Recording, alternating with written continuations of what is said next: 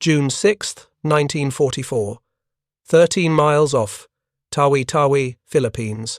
Commander Samuel Dealey pressed his eye against the periscope of USS Harder, watching the Imperial Japanese destroyer Minatsuki race toward him at 28 knots. Her bow threw white foam in the tropical darkness. Behind that destroyer, somewhere in the anchorage, sat the combined fleet, battleships, carriers, the fighting heart of Japanese naval power. Dealey had come to kill their escorts. His fire control officer, Lieutenant Frank Lynch, called out the range, 5,000 yards, closing fast. The destroyer's captain believed he was hunting the American submarine. He had it backward. Dealey had pioneered what submariners called the down-the-throat shot. Firing torpedoes directly at a charging enemy destroyer required nerves beyond calculation. Miss, and the destroyer would obliterate your boat with depth charges. Hit, and you might not survive the explosion as the enemy passed overhead. At 1,000 yards, Dealey ordered fire 3.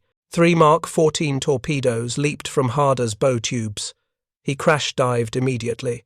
90 seconds later, Minatsuki exploded directly above them. The shock wave hammered through Harder's pressure hull like the fist of God. Metal shrieked, lights flickered. Men grabbed stanchions as the boat rolled 30 degrees. Then silence. The destroyer had simply ceased to exist. Dealey surfaced 2 hours later to find debris and bodies floating in the moonlight. He radioed Pearl Harbor. 1 destroyer sunk, continuing patrol. What he did not report was the psychological transformation occurring throughout the Japanese combined fleet. Admiral Jisaburo Ozawa, commanding the fleet at Tawi Tawi, received the loss report with growing unease. His destroyers, the pride of the Imperial Navy, trained for night combat since the 1920s, equipped with the most powerful optical rangefinders in any navy, were being slaughtered by enemies they could not see. If you're enjoying this deep dive into the story, hit the subscribe button and let us know in the comments from where in the world you are watching from today.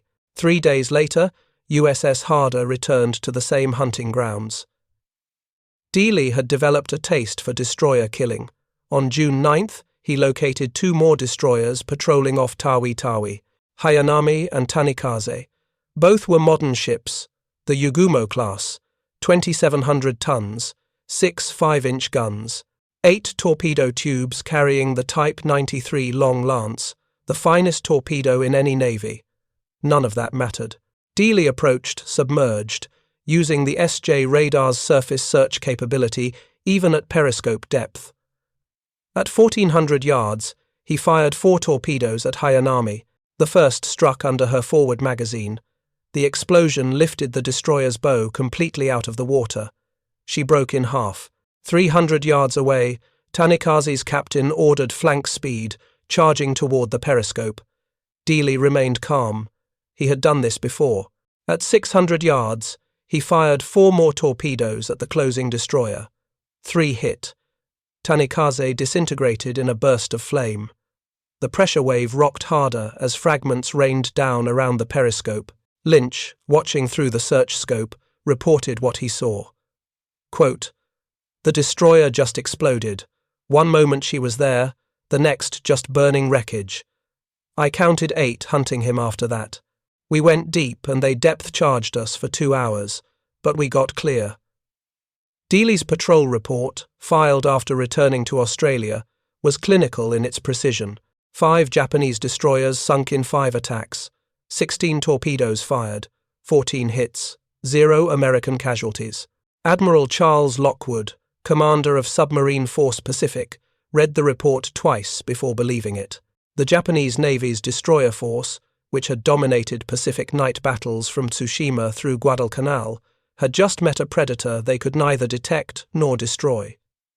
Tokyo, Naval Headquarters, June 10, 1944. Vice Admiral Matome Ugaki studied the loss reports with mounting frustration. 5 destroyers in 5 days, not to air attack, not to surface action, to a single American submarine operating with impunity in waters the combined fleet considered secure. The psychological impact rippled through every level of command. Destroyer captains who had charged confidently into night battles against American cruisers now approached screening duties with dread.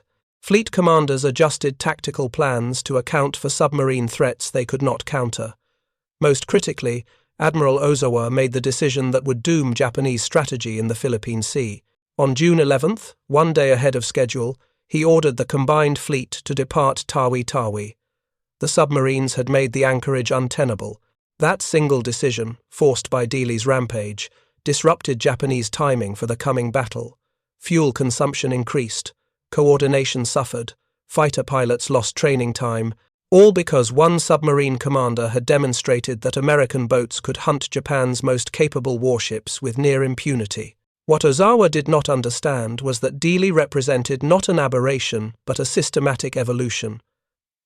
By mid-1944, the submarine force had transformed from a defensive fleet auxiliary into an offensive weapons system specifically designed to destroy everything Japan needed to prosecute the war, including, most importantly, the warships that protected her merchant marine. Submarine Base Pearl Harbor, October 1st, 1943. Captain Charles Mommsen stood before 3 submarine commanders in a classified briefing room. Lieutenant Commander Earl Heidman of USS Zero, Lieutenant Commander Eugene Sands of USS Greyback, Lieutenant Commander John Moore of USS Shad. "Gentlemen," Mommsen announced, "you're going to hunt as a pack." The concept violated every principle of submarine operations, developed between the wars. Submarines operated alone. They avoided detection. They struck from ambush. Coordinating multiple boats required radio communications that might reveal their positions. But Admiral Ernest King, Chief of Naval Operations, had ordered Submarine Force Pacific to experiment with coordinated attack groups. The Atlantic War had proven that massed submarine attacks could overwhelm convoy defenses. King wanted to know if the same tactics could work in the Pacific, where convoys were smaller but distances were vast. Mommsen had spent 4 months developing doctrine. 3 submarines, not the dozen German Wolfpacks employed.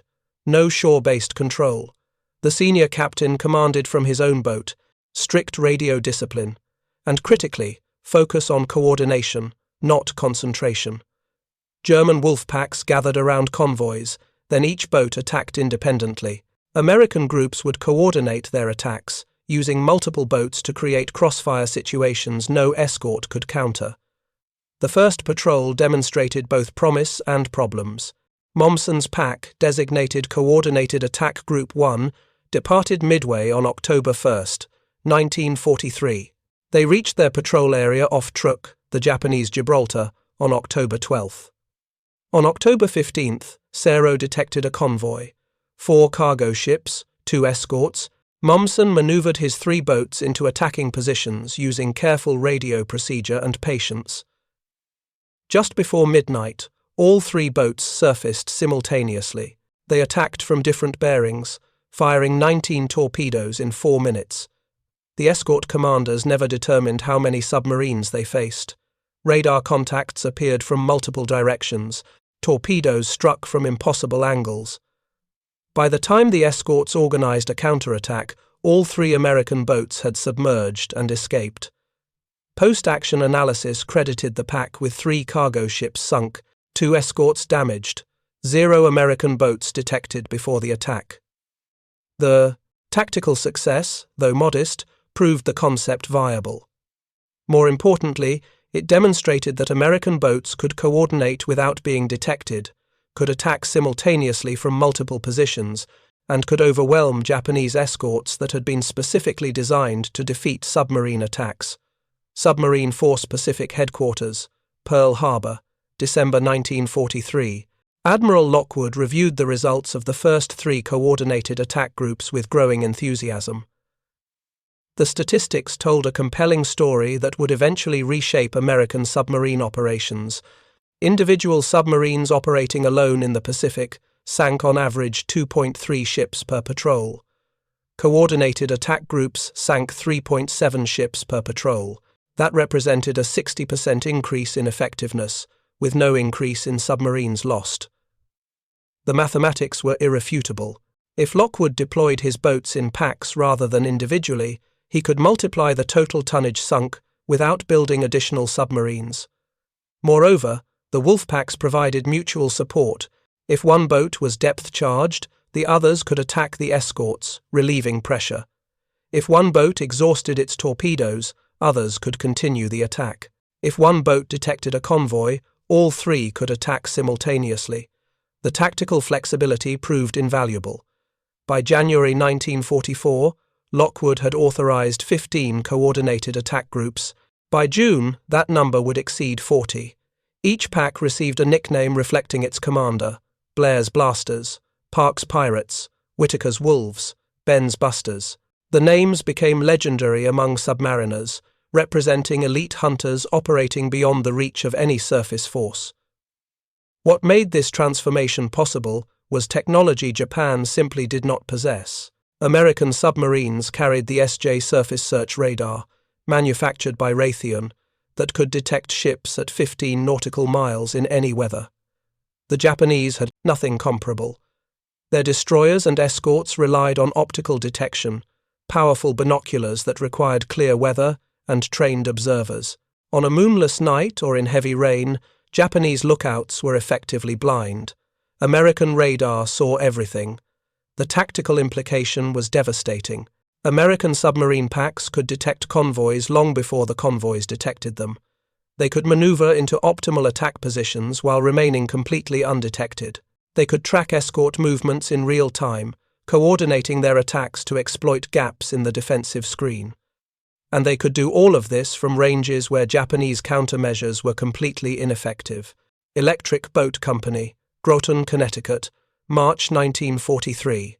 The hammer blows of industrial mobilization rang out 24 hours daily as America's submarine construction reached production levels Japan could not comprehend. The numbers defied Japanese naval intelligence estimates. 77 Gato-class submarines had been commissioned between November 1941 and April 1944. Each cost $2.85 million in 1940 dollars. Each required 9 to 11 months from keel laying to commissioning. Bath Iron Works in Maine specialized in destroyers but consulted on submarine construction. Electric Boat in Connecticut produced the majority of fleet boats. Portsmouth Naval Shipyard in New Hampshire contributed significant numbers. Manitowoc Shipbuilding in Wisconsin, on Lake Michigan, built submarines in an inland yard, then transported them through the Great Lakes and down the Mississippi River to the Gulf of Mexico. The logistical achievement was remarkable. Even as the Gato class reached production maturity, American shipyards were already building its replacement. The Balao-class submarine incorporated high-tensile strength steel that increased test depth from 300 feet to 400 feet. That additional 100 feet meant survival. Japanese depth charges were typically set for 200 to 250 feet. American boats that could dive to 400 feet could escape beneath the kill zone. 120 Balao-class submarines would be commissioned between February 1943 and August 1945. The production rate accelerated as yards learned mass production techniques. By mid-1944, American shipyards were completing one fleet submarine every 5.3 days. That production rate meant the U.S. submarine force expanded even as boats were lost to enemy action. When USS Harder was sunk in August 1944 with Samuel Dealey and all hands lost, 3 new submarines were already at sea, replacing her capability. Japanese Naval Intelligence, Tokyo, April 1944. Captain Yasumi Toyama reviewed American submarine activity reports with growing alarm. His intelligence analysts had compiled estimates of American submarine strength based on observed patrol activity, radio intercepts, and captured documents. Their conclusion bordered on fantasy. The Americans appeared to have between 180 and 210 operational fleet submarines in the Pacific. Toyama's superiors rejected the estimate as impossible. Japan had commissioned 112 destroyers by December 1941. Building additional destroyers during wartime had proven extraordinarily difficult. 31 had been completed, 63 had been lost. The mathematics of construction versus attrition were unsustainable. How could America, fighting a two-ocean war, have built more than 200 submarines while simultaneously building aircraft carriers, battleships, destroyers, cruisers, and thousands of aircraft? The answer, incomprehensible to Japanese planners who thought in terms of individual craftsmanship and limited production capacity, was industrial mass production on a scale no other nation had achieved. America in 1944 possessed approximately 41% of global manufacturing capacity. The entire Japanese empire, including conquered territories in China and Southeast Asia, controlled approximately 3%.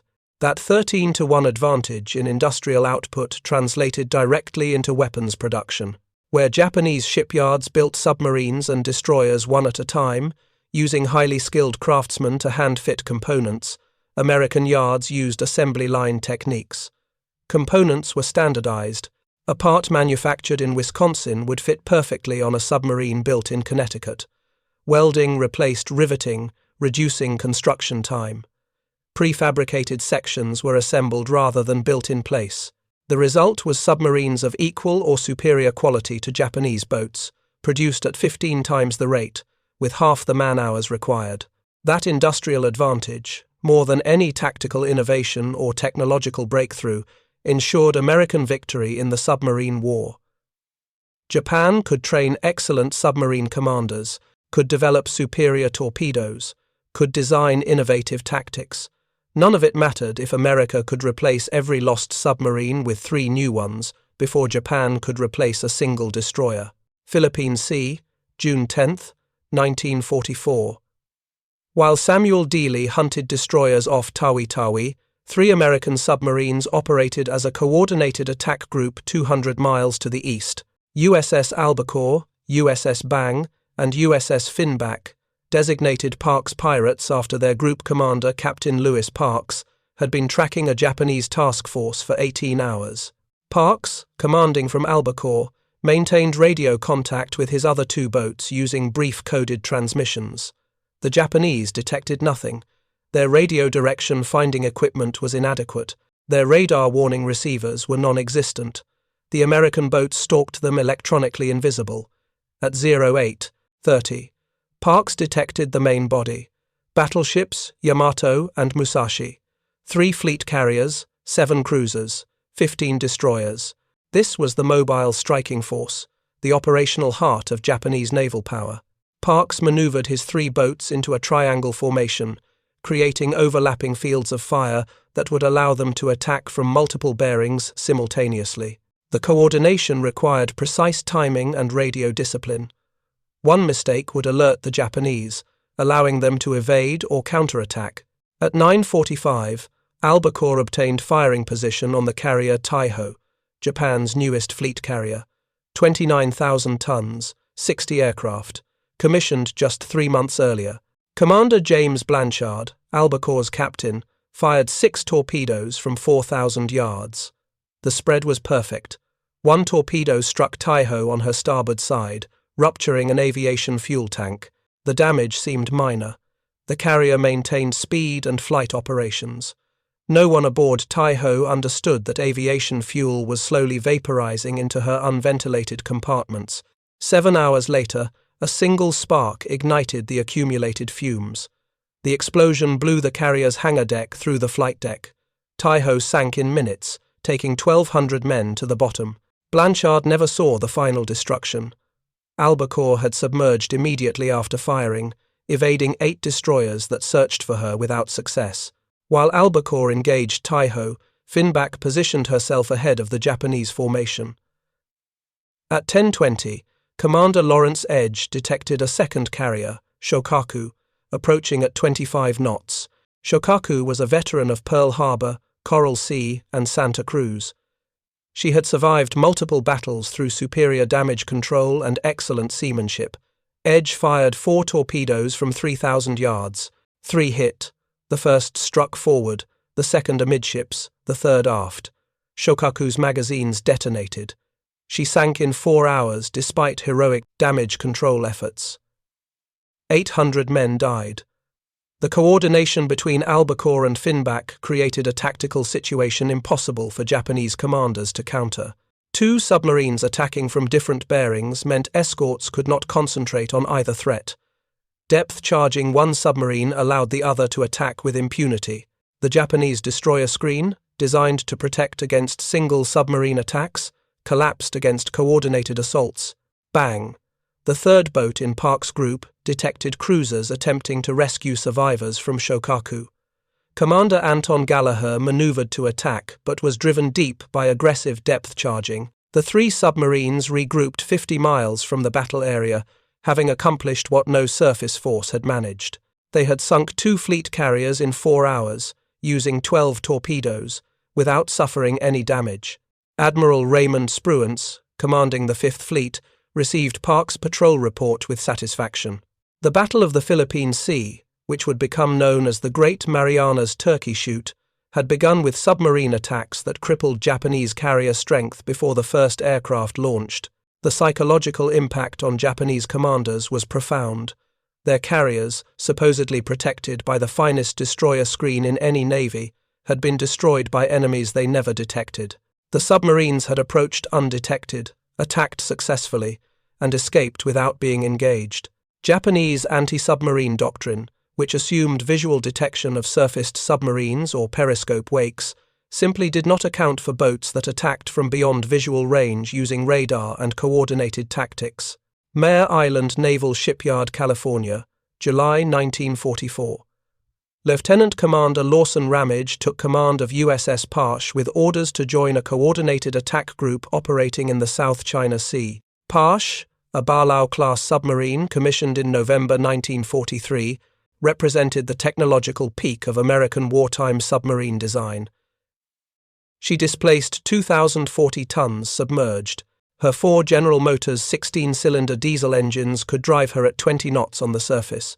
Submerged, electric motors provided 9 knots for 48 hours before batteries required recharging.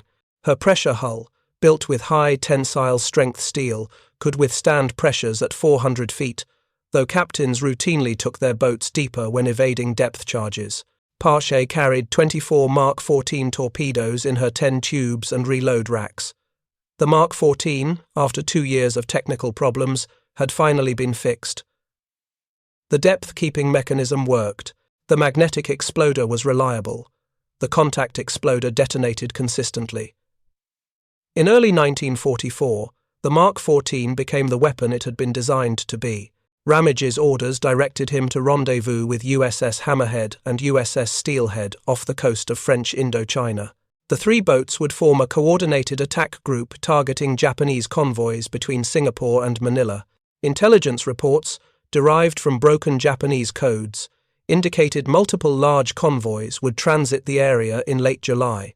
What Ramage could not know was that his group would engage in one of the most devastating single-night submarine actions of the entire war. July 30th, 1944. 20 miles off Cape Bolinao, Luzon. Ramage's group detected a large convoy at 19:30 hours, 12 cargo ships, 3 tankers, 7 escorts. It was a high-value target, carrying aviation fuel and supplies for Japanese forces in the Philippines. The 3 American submarines maneuvered into attack positions using brief radio exchanges. By 2300 hours, they formed a triangle around the convoy, invisible to Japanese radar, which did not exist on most escort vessels. At 23:15, the coordinated attack began. Hammerhead fired, first torpedoing 2 cargo ships from the convoy's port side. The escorts turned toward the attack, leaving the starboard side exposed. Steelhead exploited the gap, sinking a tanker and damaging another cargo ship. The convoy dissolved into chaos. Ships turned independently, attempting to evade while escorts chased radar contacts they could not identify. Ramage, watching from periscope depth, saw an opportunity that required either genius or madness. He surfaced Parche and charged directly into the middle of the disorganized convoy. What followed was later described by naval historians as one of the most audacious submarine attacks of the war. Ramage maneuvered Parche through burning wreckage and between fleeing cargo ships, firing torpedoes at point-blank range. Within 34 minutes, he fired 19 torpedoes. 14 hit, 4 cargo ships sank immediately. 2 tankers exploded in flames visible for 30 miles. An escort tried to ram Pash, forcing Ramage to conduct emergency maneuvers that brought his boat within 50 yards of a burning tanker. Japanese gunners aboard the escort and several cargo ships fired everything they had at the American submarine. Bullets and shells struck Pache's conning tower and deck. 3 crewmen were wounded. The submarine's pressure hull remained intact. Ramage continued attacking until his forward torpedo tubes were empty. Only then did he submerge and withdraw, leaving the convoy in ruins. If you find this story engaging, please take a moment to subscribe and enable notifications. It helps us continue producing in-depth content like this. Admiral Lockwood awarded Ramage the Medal of Honor for that night's action. The citation read, quote, "For conspicuous gallantry and intrepidity at the risk of his life above and beyond the call of duty." His citation specifically noted the coordinated attack doctrine that had made the success possible. 3 submarines working together had destroyed 9 ships, totaling 34,000 tons in one night. Operating individually, they might have sunk 3 ships while alerting the convoy to submarine presence. Coordination multiplied effectiveness while maintaining surprise. Japanese convoy commanders filed desperate reports to Tokyo. The Americans, they wrote, attacked with multiple submarines simultaneously from different directions. Detection was impossible. Evasion was futile. Escorts could not protect against threats they could not see. The psychological effect rippled through the entire Japanese merchant marine. Captains refused convoy assignments. Crews deserted. Insurance rates, where they existed, became prohibitive. By late 1944, Japanese merchant shipping had effectively ceased operations in areas where American submarine groups operated. The South China Sea, the Philippine Sea, the waters between Singapore and Japan, all became graveyards for Japanese shipping. Imperial Japanese Navy Anti-Submarine Warfare Command, Tokyo, September 1944. Captain Minoru Yokoi reviewed anti-submarine statistics with desperation approaching panic. The numbers told a story of systematic destruction that Japanese naval doctrine had never contemplated. In 1942, American submarines sank 134 Japanese merchant ships, totaling 580,000 tons. Japanese losses were manageable. Shipyards could replace them. In 1943, American submarines sank 284 ships, totaling 1,341,000 tons. Losses exceeded new construction, but remained survivable. In 1944, by September, American submarines had already sunk 412 ships, totaling 2,100,000 tons. The exchange rate had become catastrophic. Yokoi understood the technical reasons. American submarines possessed radar his navy could not detect. They operated in coordinated groups Japanese doctrine had never prepared to counter. They carried 24 torpedoes that worked reliably while Japanese depth charges remained set too shallow and Japanese escorts lacked adequate sonar. But understanding the problem did not provide solutions. Japan's industrial base could not produce radar in quantities needed, could not manufacture high-frequency sonar in time to matter, could not build escort vessels fast enough to replace losses, most critically, could not train anti-submarine crews fast enough to replace casualties. Japanese destroyer captains who survived encounters with American submarines reported encounters that defied tactical logic. Torpedoes appeared from impossible angles. Multiple submarines attacked simultaneously. Radar provided no warning because Japanese radar warning receivers operated at wrong frequencies. Visual detection failed because American submarines attacked at night from beyond optical range. The psychological impact on Japanese escort crews equaled the physical destruction of merchant ships. Men who had trained for years in night fighting techniques learned their training was useless against enemies they could not see. Confidence collapsed into fatalism. Escort commanders stopped aggressive anti-submarine tactics, instead focusing on survival rather than protecting convoys. USS Tang, Formosa Strait, October 24, 1944. Commander Richard O'Kane, the most successful submarine captain in American naval history, stalked his final convoy. Tang had sunk 33 ships, totaling 116,000 tons across 5 war patrols. O'Kane had served as executive officer aboard USS Wahoo under Dudley Morton, learning aggressive tactics from one of the war's most innovative commanders. When Morton died with Wahoo in October 1943, O'Kane took those lessons to Tang. His patrol reports read like tactical textbooks, systematic approaches, coordinated movements between periscope observations, aggressive surface attacks when situation allowed, conservative submerged attacks when prudence dictated. Above all, relentless pressure on Japanese shipping that never allowed the enemy respite. On the night of October 24th, Tang attacked a convoy of 3 tankers, 1 transport, 1 freighter, and multiple escorts. O'Kane had expended all but 2 of his 24 torpedoes in previous attacks during this patrol. He intended to use those final 2 torpedoes to sink 1 more ship before returning to Pearl Harbor. The attack went perfectly. Tang maneuvered between escorts, fired both torpedoes at the transport, and turned to withdraw. Both torpedoes struck. The transport exploded. O'Kane ordered emergency speed to escape the escorts converging on his position. Then, catastrophe. The final torpedo, the 24th fired during the patrol, malfunctioned. It broached the surface, describing a circular run. Sonarmen heard it returning. O'Kane ordered emergency dive, but Tang could not dive fast enough. The torpedo struck Tang's stern at 0230. The explosion destroyed the after-torpedo room and engine room. Tang sank in 180 feet of water. 78 men died. 9 survived, including O'Kane, spending the remainder of the war in Japanese prisoner-of-war camps. The loss of Tang and O'Kane represented the highest price American submariners paid, but their sacrifice illustrated the brutal reality of submarine warfare. Even the most successful boats, commanded by the most skilled captains, faced dangers that skill could not always overcome. Yet Tang's loss barely registered in the overall statistical picture. By October 1944, American submarine groups had so thoroughly disrupted Japanese maritime logistics that Japan's oil imports had dropped 95% from 1941 levels. Without oil, the combined fleet could not sortie. Without maritime transport, Japanese forces in the Philippines, Burma, and Indonesia could not be supplied. The submarine campaign had achieved what strategic bombing and surface naval action could not. It had strangled an island empire that depended absolutely on maritime commerce. USS Archerfish, Tokyo Bay approaches, November 29, 1944. Commander Joseph Enright tracked the largest target any American submarine would engage during the entire war.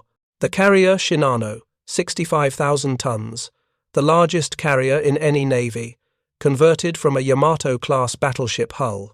She was sailing from Yokosuka to Kure for final fitting out, escorted by 3 destroyers. Shinano represented Japan's last hope for carrier aviation. If she survived to operational status, her massive size would make her nearly unsinkable, capable of operating aircraft in conditions that would ground other carriers. Enright had been tracking Shinano for 6 hours, attempting to reach a firing position ahead of the carrier. The destroyer screen was competent. They maintained aggressive patrol patterns that prevented Archerfish from approaching within torpedo range. But Japanese anti-submarine doctrine still assumed submarines would attack from beam positions, attempting broadside shots. American doctrine had evolved. Enright plotted an attack from ahead, firing down the carrier's throat as she approached. At 0300, he reached position. Range 3,000 yards. Closing. Shinano's captain, believing his new carrier was unsinkable due to advanced compartmentalization and damage control systems, maintained course and speed. He did not zigzag, did not alter speed randomly. His confidence in Japanese engineering exceeded his fear of American torpedoes. At 0317, Enright fired 6 torpedoes from 1,500 yards. 4 hit Shinano's starboard side. The explosions opened Shinano's hull to the sea. Her damage control crews, still learning the ship, could not contain flooding. Watertight doors that should have sealed automatically remained open. Pumps that should have Removed water failed due to incomplete installation.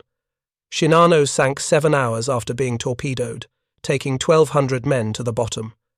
She remains the largest warship ever sunk by a submarine. Enright never saw Shinano sink. Archerfish submerged immediately after firing, evading depth charges from the escorts. The patrol report, filed after returning to Guam, was matter of fact: 1 carrier sunk, 6 torpedoes fired, 4 hits, 0 American casualties. Admiral Lockwood read the report, then called Enright personally. "You just sank a ship bigger than any battleship in our Navy." Enright's response was characteristic of American submarine commanders by late 1944. "Sir, she was just another target." That confidence, born from 2 years of technological superiority and tactical success, defined American submarine operations in the war's final phase. Submarine Base Guam, May 1945. Commander Heidman, who had commanded one of the first coordinated attack groups in October 1943, received orders for the most audacious submarine operation of the entire war, Operation Barney. 9 submarines would penetrate the Sea of Japan, Emperor Hirohito's private pond, through minefields in La Perouse Strait that had killed USS Wahoo and Dudley Morton in October 1943. The submarines would be USS Creval, USS Spadefish, USS Tunny, USS Skate, USS Bonefish, USS Flying Fish, USS Bowfin, USS Tinosa, and USS Sea Dog. All carried newly developed FM sonar specifically designed to detect mines. The technology would allow them to navigate through minefields that had previously been impassable. The strategic objective was simple: destroy what remained of Japanese merchant shipping in the one area American submarines had been unable to reach. The Sea of Japan contained the last significant concentration of Japanese cargo ships still operating. They believed themselves safe behind minefields and shore-based air patrols. Security was about to be shattered. On June 9, 1945, the 9 submarines entered the Sea of Japan through La Perouse Strait. The FM sonar worked perfectly. They detected mines at ranges of 200 yards, allowing careful navigation through the densest minefields in the Pacific. Over the next 3 weeks, the submarine pack operated with complete freedom inside Japanese home waters. They sank 27 cargo ships and 1 submarine. They surfaced in daylight to attack targets with deck guns. They radioed position reports without fear of Japanese direction finding. They demonstrated absolute American dominance in submarine warfare. The psychological impact on Japanese naval command was complete. If American submarines could operate freely in the Sea of Japan itself, no waters were safe. No merchant ship could sail without certainty of destruction. The maritime empire had been reduced to coastal vessels, hugging shorelines, praying American submarines would ignore such minor targets. Lieutenant Commander Tatsunosuke Arizumi, commanding the submarine I-401, read intelligence reports about Operation Barney with bitter recognition. Japan had built the finest submarines in the world. The I-400 class submarines displaced 6,500 tons submerged. They could circumnavigate the globe without refueling. They carried 3 Aichi M6A Seiran floatplane bombers in a watertight hangar. They represented technological innovation Japan's enemies could not match. None of it mattered. American submarines, technologically inferior in many respects, had devastated Japan's merchant marine, while Japanese submarines accomplished almost nothing. Arizumi understood why. Japanese submarine doctrine focused on attacking warships, fleet engagement, the decisive battle. American doctrine focused on commerce destruction, sink everything, starve the enemy. The strategic difference was catastrophic. Japanese submarines had sunk 2 American fleet carriers in 1942. Yorktown at Midway, Wasp off Guadalcanal. They had damaged several others, but they had failed to significantly impact American maritime logistics. Meanwhile, American submarines had destroyed Japanese maritime commerce so thoroughly that by May 1945, Japan's oil imports had dropped to 0. Coal imports had dropped 95%. Food imports had dropped 85%. The island empire was starving. Arizumi's own patrol orders for I-401 illustrated the desperation. Instead of attacking American carriers or battleships, he was ordered to bomb the Panama Canal using his 3 aircraft, a suicide mission that would accomplish nothing strategically but might provide propaganda value. Japan's largest submarines, capable of reaching any ocean, reduced to kamikaze platforms. The war ended before I-401 could execute the mission. Arizumi surrendered his boat to American forces on August 30, 1945, then committed suicide rather than face the humiliation of defeat. Tokyo Bay, September 2, 1945. As Japan signed surrender documents aboard USS Missouri, 42 American submarines formed the outer screen. Among them were veterans of every major Pacific battle. USS Barb, which had conducted shore bombardment raids on Japanese home islands. USS Seahorse, which had penetrated harbors thought impregnable. USS Batfish, which had sunk 3 Japanese submarines in 4 days. The statistics compiled by Joint Army-Navy Assessment Committee after the war revealed the submarine campaign's devastating effectiveness. American submarines sank 1,214 Japanese merchant ships, totaling 5,300,000 tons. That represented 56% of all Japanese merchant losses. More than aircraft, more than mines, more than surface ships. Submarines alone sank more than half of Japan's entire merchant marine. But the merchant ships told only part of the story. American submarines also sank 201 Japanese warships, 1 battleship, Congo, 8 aircraft carriers, 11 cruisers, 38 destroyers, 23 submarines, numerous smaller vessels. The carrier Shinano remained the largest warship ever sunk by a submarine. The battleship Congo was the only Japanese battleship sunk by submarine torpedoes. The cruiser losses represented approximately 20% of Japan's cruiser strength. The destroyer losses, 38 ships, equaled more than a third of Japanese destroyer losses from all causes. American submarines had not just destroyed Japanese merchant shipping, they had gutted the Imperial Japanese Navy's screening forces, making fleet operations increasingly difficult and ultimately impossible. The human cost on both sides told a grimmer story. 52 American submarines were lost during the war. 3,506 American submariners died. The casualty rate among submarine crews was approximately 20%, higher than any other branch of American military service. These men fought in steel tubes 300 feet beneath the ocean, knowing that a single depth charge in the right location would kill everyone aboard. They operated thousands of miles from friendly bases, deep in enemy-controlled waters, with no hope of rescue if their boat was damaged. They conducted patrols lasting 2 months, seeing neither sunlight nor friendly faces, eating canned food and breathing recycled air. Yet they volunteered. The submarine service was all volunteer. No one was drafted into submarines. Every man chose to serve in boats where survival depended on the competence of every other crew member. That esprit de corps, that absolute trust between submariners, created a fighting force of extraordinary effectiveness. On the Japanese side, approximately 60,000 merchant sailors died when their ships were sunk. Many thousands more Japanese soldiers and sailors died aboard transports torpedoed, while carrying reinforcements to island garrisons. The exact number will never be known, but estimates suggest at least 176,000 Japanese military personnel died in ships sunk by American submarines. These deaths represented not just casualties but operational failures, reinforcements that never reached their destinations, supplies that never arrived, divisions that drowned before seeing combat. American submarines killed more Japanese soldiers through transportation interdiction than many American divisions killed in direct combat. Commander Mochitsura Hashimoto, who commanded the submarine 158 that sank USS Indianapolis in July 1945, provided perhaps the most honest Japanese assessment in his post-war memoirs. Quote, "We trained for 20 years to fight the decisive battle. We developed the best torpedoes. We designed submarines with longer range and greater speed than any navy possessed. We created tactics we believed would destroy enemy fleets. We were wrong about everything. The Americans understood that modern industrial war is not won by decisive battles, but by systematic destruction of the enemy's ability to wage war.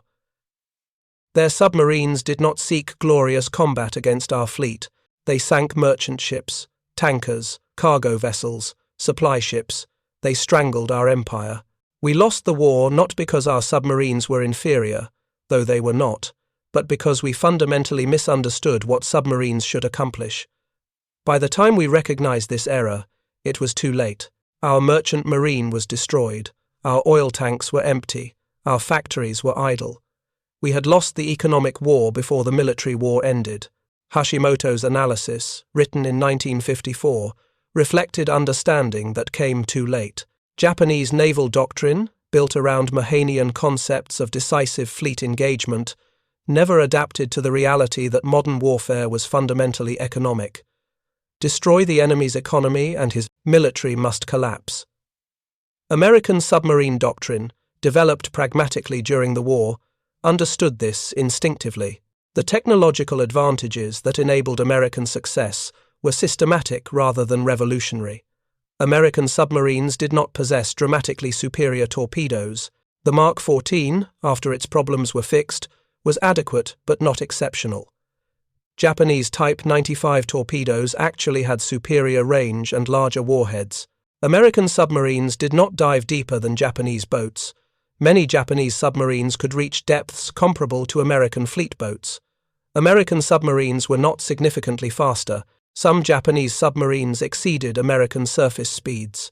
The advantage lay in integrated systems: radar that detected targets beyond visual range, sonar that was sensitive and reliable, fire control computers that calculated firing solutions accurately, communications equipment that allowed coordination without revealing positions, damage control systems that saved boats from flooding. Most critically, industrial production that built submarines faster than they could be sunk. Japan had 184 submarines during the war. America commissioned 288 submarines, but production rates told the real story. Japan built submarines slowly, using traditional shipbuilding methods. America built submarines using mass production techniques that reduced construction time to 9 months. When USS Tang was lost in October 1944, 3 new submarines entered service that same month. Japan could not replace losses. America replaced losses with interest. The coordinated attack groups, the Wolfpacks that gave this story its title, represented tactical innovation built on technological advantage. German U-boat packs in the Atlantic had demonstrated the concept. Admiral Dönitz used radio control from shore to direct dozens of U-boats against convoys. American submariners adapted the concept for Pacific conditions. 3 boats, not dozens, no shore control. The senior captain commanded from his own boat, strict radio discipline, coordination through careful planning rather than constant communication. The doctrine worked because American submarines could see in the dark. SJ radar gave them eyes. Japanese escorts remained blind. The coordinated attack groups achieved 40% better results than individual submarines. That multiplier effect, modest on paper, translated to hundreds of thousands of additional tons of shipping sunk. By mid-1944, Admiral Lockwood deployed most of his boats in coordinated groups. Individual patrols became the exception rather than the rule. The Wolfpack had become standard American submarine doctrine. Japanese anti-submarine forces never developed effective countermeasures. Their depth charges remained set too shallow. Their sonar remained inadequate.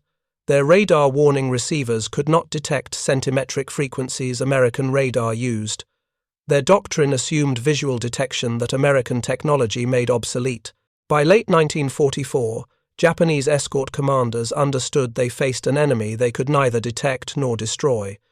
The psychological impact was devastating. Convoy duty became a death sentence. Experienced escort crews died faster than training programs could replace them. The vicious cycle accelerated until Japanese maritime commerce essentially ceased. The final accounting of the submarine war reveals its decisive nature. Japan's economy depended absolutely on maritime transport: oil from the Dutch East Indies, rice from Southeast Asia, coal from Manchuria, iron ore from the Philippines. Every resource required ships. American submarines sank those ships systematically and remorselessly. By January 1945, Japan's oil imports were effectively zero. The combined fleet could not sortie because it had no fuel. Aircraft sat idle because aviation gasoline was unavailable. Factories reduced production because coal shipments had stopped. The home islands began starving because rice imports had ended. American submarines had achieved what strategic bombing and surface naval action could not. They had strangled an industrial economy by severing its maritime lifelines. The kamikaze attacks of 1945, desperate suicide missions that shocked American forces, were themselves evidence of Japanese desperation. Conventional naval operations had become impossible. Fuel shortages forced Japan to adopt one-way missions because return flights could not be fueled. The submarine campaign had reduced Japan to suicide tactics. The atomic bombs that ended the war in August 1945 merely accelerated the inevitable. Japan had already lost the economic war. The submarine blockade had ensured Japanese defeat months before Hiroshima. Commander Richard O'Kane, who survived Tang's sinking and Japanese captivity, received the Medal of Honor from President Harry Truman on March 27, 1946. The citation recognized his extraordinary courage during Tang's final two engagements, but it also recognized what American submarines had accomplished collectively.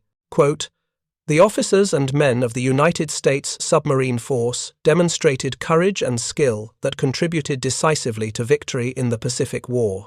Their sacrifice and achievement will be remembered as long as naval warfare is studied."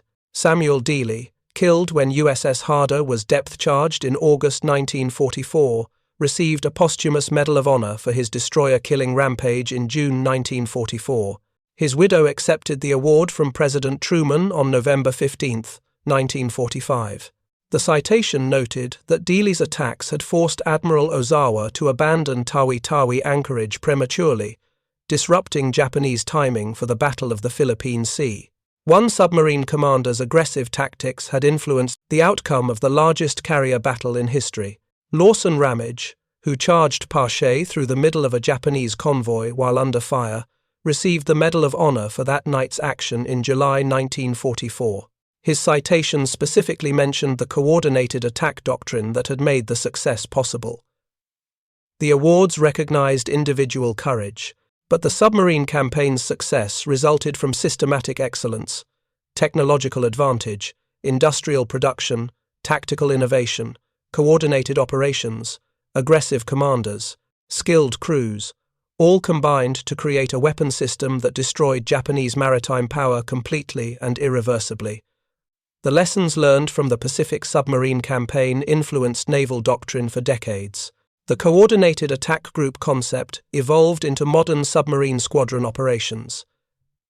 The emphasis on commerce destruction over fleet engagement became standard doctrine. The integration of advanced sensors with traditional weapons demonstrated how technology could multiply combat effectiveness. Most importantly, the campaign demonstrated that industrial capacity and systematic application of force could overcome tactical excellence and warrior spirit. Japanese submarine crews were brave. Japanese torpedoes were superior. Japanese submarines had longer range and greater capability in many respects. None of it mattered because American industrial production overwhelmed Japanese advantages through sheer volume. The 52 American submarines lost represented 18% of all submarines commissioned. Tragic for the crews, irrelevant to the campaign. America built submarines faster than Japan could sink them. That industrial advantage, more than any tactical or technological factor, ensured American victory. The Japanese Navy's nightmare was not a single weapon system or tactic. It was facing an enemy that could replace every loss with 3 new submarines, while Japanese shipyards struggled to replace a single destroyer. The Wolfpacks that hunted Japanese merchant ships and warships were themselves products of an industrial system Japan could never match. As the last American submarine returned to Pearl Harbor in September 1945, submariners could reflect on accomplishments unprecedented in naval history. They had sunk more than half of an entire nation's merchant marine. They had destroyed a significant portion of a major navy's warships. They had strangled an industrial economy by severing its maritime supply lines. They had achieved all this while representing less than 2% of American naval strength. 52 boats lost. 3,506 men killed. In return, they had sunk ships totaling more than 5 million tons. They had killed or captured more than 176,000 enemy soldiers and sailors. They had forced Japan to cease maritime operations in vast areas of the Pacific. The exchange rate, calculated coldly in tonnage and lives, favored American submariners by orders of magnitude. The human cost was real. Every boat lost meant families who would never see their fathers, sons, and brothers again. Every crew member who died in a sinking submarine experienced terror beyond imagination. The cold mathematics of military effectiveness cannot diminish individual tragedy, but those men accomplished what they set out to do. They won the war beneath the waves. They proved that submarines, properly employed with adequate technology and industrial support, could achieve strategic effects that surface fleets could not. They demonstrated that modern warfare is fundamentally economic, and that severing an enemy's economic lifelines ensures victory regardless of tactical outcomes. Thank you for watching. For more detailed historical breakdowns, check out the other videos on your screen now, and don't forget to subscribe.